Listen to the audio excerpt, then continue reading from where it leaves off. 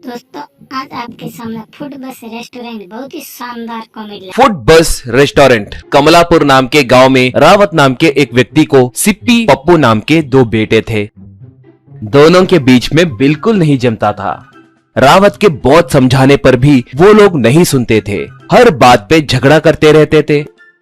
एक बार अच्छे से सोचकर रावत उन दोनों को बुलाया। उनसे रावत, देखिए, मेरे पिताजी मुझे और मेरे भाई को जायदाद बांटते वक्त 1 साल मिलके व्यापार करने का शर्त लगाए थे। तुम लोग भी वैसे किए तो ही तुम्हें जायदाद दूंगा, नहीं तो पूरी जायदाद मेरे भाई को चले जाएगी। क्या कहोगे? कहा सिप्पी तब। देखो पिताजी, मुझे जायदाद चाहिए, मैं उसके लिए गधे के पैर भी पकड़ूंगा। इस पप्पू का क्या है, आइडिया क्या है, उसे बताने कहो। 1 साल मिलके करेंगे। कहा पप्पू तब। मुझे बहुत दिनों से बस में रेस्टोरेंट रखने की ख्वाहिश है। कहा सिप्पी।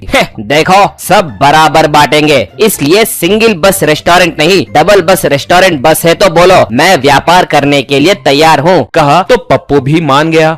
एक डबल डेकर बस खरीदकर दोनों मिलकर उसे डबल डेकर रेस्टोरेंट के जैसे तैयार किए।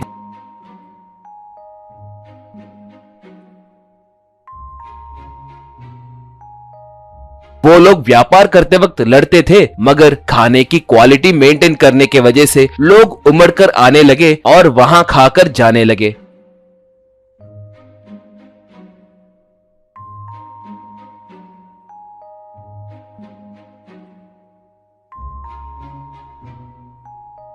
ऐसे देखते ही देखते वो बस रेस्टोरेंट बहुत मशहूर हुआ।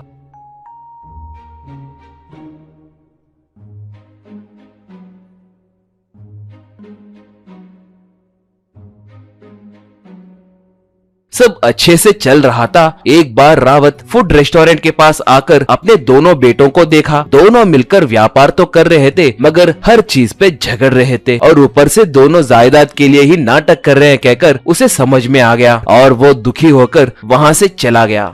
हरदम के जैसे ही उनके पास गब्बर नाम का एक गुंडा आया। वो आकर पैसे वसूल करने लगा। गब्बर पप्पू के पास से पैसे लेकर, बच्चों, सुना है कि लोग अच्छे से आ रहे हैं और तुम पैसे भी बहुत कमा रहे हो, फिर भी मुझे पैसे कम क्यों दे रहे हो? पैसे बढ़ाओ रे। कहा पप्पू तब। बढ़ाऊंगा, क्यों नहीं बढ़ाऊंगा। बर्तन मांजने वाली ने काम बंद कर दिया है, आकर बर्तन मांजकर शाम को 800 रुपए ज्यादा लेकर जाओ। पहचानत के हो ना, इसलिए 200 रुपए ज्यादा रखकर 1000 रुपए दूंगा। कहा गब्बर तब। रे, इस गब्बर से ही ऐसे बात करोगे? तुम्हारी कितनी हिम्मत, अभी तुम्हारा काम तमाम कर दूंगा। कहकर गब्बर पप्पू को पकड़कर मारने लगा।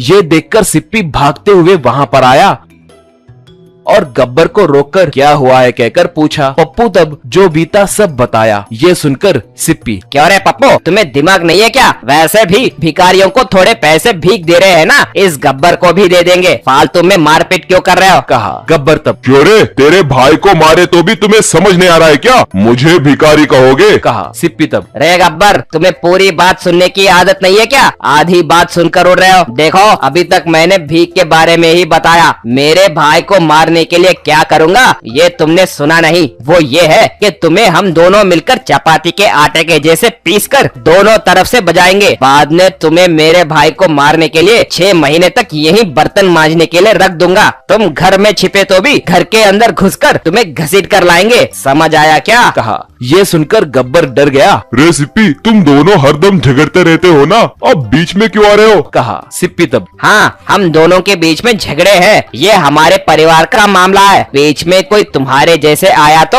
हम धोकर रख देंगे, इसमें कोई शक नहीं है। कहकर उसे पकड़कर खूब मारा। बाद में गब्बर से बर्तन भी मंजवाने लगा। ये देखकर लोग तालियां मारे। इतने में रावत वहां आकर उन दोनों को मिलते देखकर बहुत खुश हुआ। बाद में फूड बस रेस्टोरेंट बहुत मशहूर हुआ।